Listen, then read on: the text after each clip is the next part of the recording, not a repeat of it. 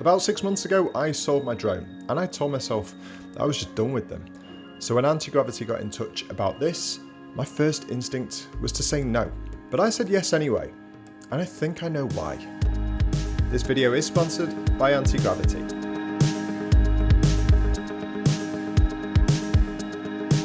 And this is it. It's the Antigravity A1, and this drone is tiny. And the main difference between this drone and most of the other drones you see is this 360-degree camera. Actually, that's not the only main difference, because you fly it using this controller. Actually, there's another main difference as well.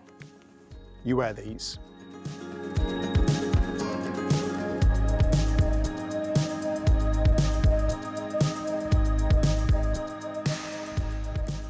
So why was my initial reaction no?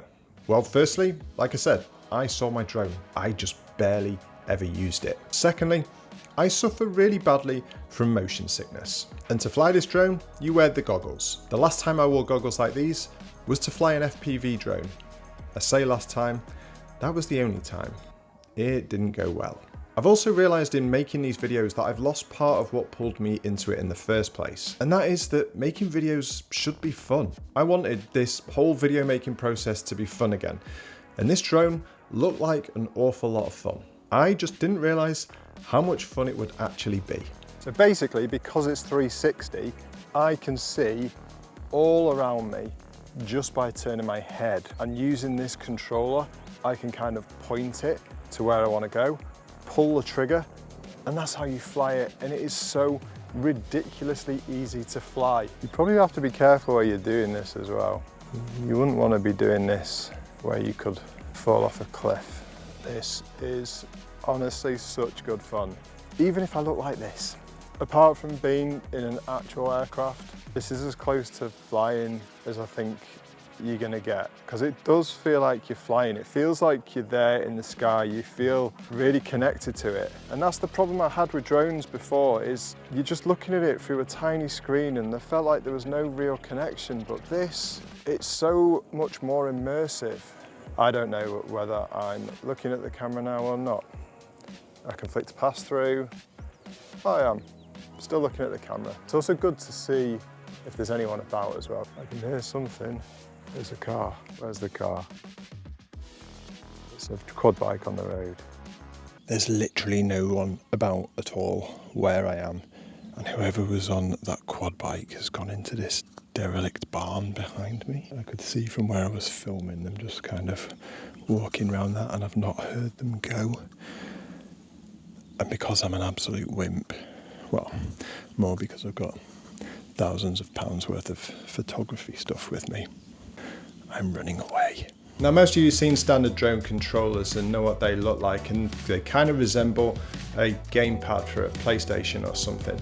And I think that's how I got so good at drone flying before.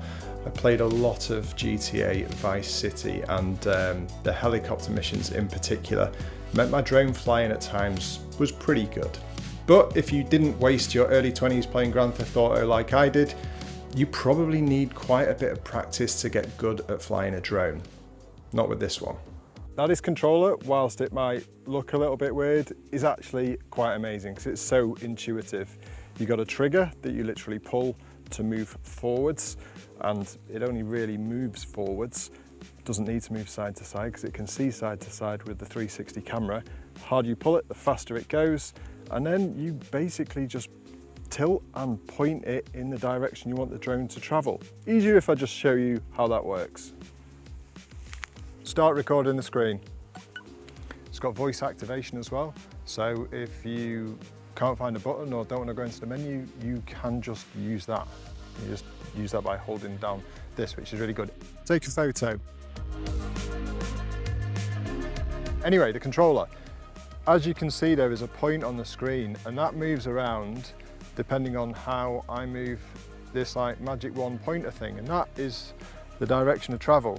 So as soon as I press the trigger, the drone starts flying that way, and if I turn my head, the point moves as well, and if you go down, it flies down, and obviously if you move it up, it goes up as well.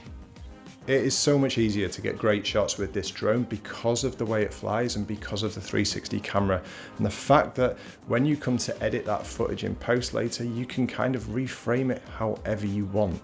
It also means you can get multiple different shots from just one flight. So the way you use and control this drone feels like a huge step up in those terms compared to the traditional controller methods. What's really good with the 360 as well is you can kind of obviously look everywhere and check if there's anyone around you so that someone doesn't sneak up on you or worry that you're some sort of alien. Now the controller has also got dials so you can shift left and right without having to turn your head round all the time and go dizzy. It's got a stop button, so as soon as you hit that, the drone will automatically stop, and then it's got some other customizable buttons that you can kind of do what you want with. It's also got record for recording video and take a photo as well. What I have found is the voice activation will do those things for you, so you don't even have to press them if you don't want to. There's lots of really cool little things, and one of them is that you can see in this window here in the goggles what the drone is seeing, or what I'm seeing, which at the moment is me. But when you're flying around, for anyone that's with you, that's quite cool. It's also far too hot today to be wearing goggles. If you want flying to be even easier as well, there's a number of different flight modes you can use. Deep Track lets you select a subject to focus on and then decide on which angle you want to film that subject from, and then the drone will track that subject as it moves. And I've tried this in a few different scenarios and I've actually found that it works really nicely. Another flight mode is Skypath, where you can, as you're flying your drone, set waypoints for the drone to follow and then save these as a circuit to use time and time again. This is really useful if you want to film changing of seasons and blend it together, or if you want to have someone else there and then experience a flight that you've done previously, and then they can wear the goggles and look around in whatever direction they want. It's really good for getting accurate, repeatable moves, and I can see myself using this quite a lot in the future. Well, that's been a fun hour or so. I got chased away from my initial spot by this herd of cows behind me. I've got actual shit on me. It's about 30 degrees and I can't drink from my water bottle because that's got shit on it. I've been bitten by I don't know how many horseflies. I've lacerated my fingers and probably ankles cycling through thistles. I've been outside for about 90 minutes and 5 minutes ago I realised I forgot to put sun cream on. So tomorrow could be interesting. I've had a lot of fun flying the drone though. It has been really good fun, and when I had my old drone, because it was for like professional stuff really, photos and video, and that's kind of all I did with it, I never took it out in the middle of the day like this. But I've had loads of fun with this today, like tracing the river, getting some different shots, some stuff to show my kids of where we come together as a family, me on my bike. It's been great, really good fun. Then there's the Sky Genie as well, which gives you these pre-selected moves that might maybe be a little bit harder to execute when you're just flying the drone normally. They let you rotate and pivot around subjects while moving upwards, and doing that with the controller might be a bit more difficult.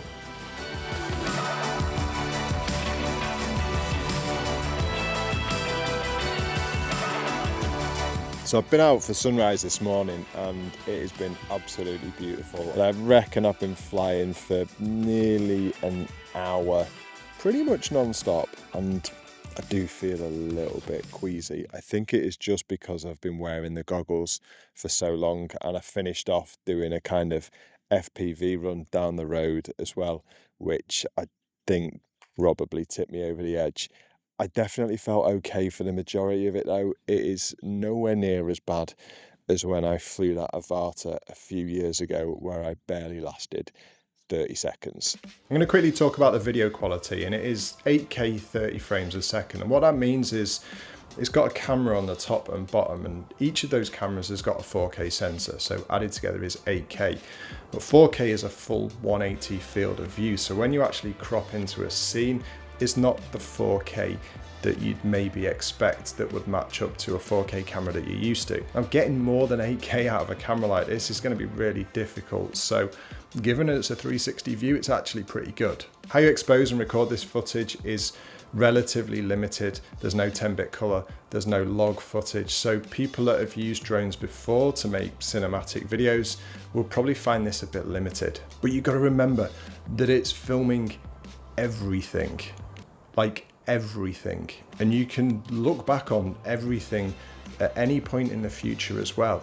Obviously, because of all this, it struggles in certain conditions, low light specifically, but I don't think you buy this drone because of the video quality that it is outputting. You buy it for everything else. You buy it for the controls and the size and how much fun it is to use.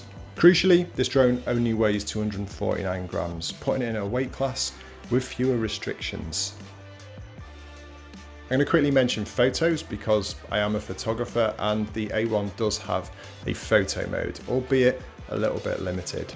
You're able to take standard photos, you're able to bracket photos, and then when you come to take them off the drone, you pull them into the desktop or mobile editor, work out the frame of view that you want to go into the photo, export it as a DNG, and then bring that into your editing software.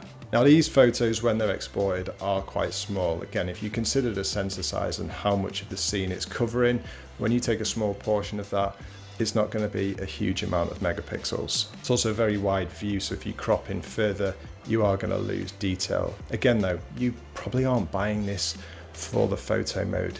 It's just a nice extra, but I think this is something that I would like to see improved in future iterations of this drone. One of the things I was really concerned about was the battery life, because this is a lightweight drone and the batteries are small. But given you can get so many different shots out of just one flight past of something, you actually spend less time flying it than you think you are going to. And that meant I was never in a position where battery life really became a concern. One of the main issues I had using it though was the transmission possibly wasn't quite as strong as I thought it would be. Now, you've got to consider how much data is being transferred between the goggles and the drone.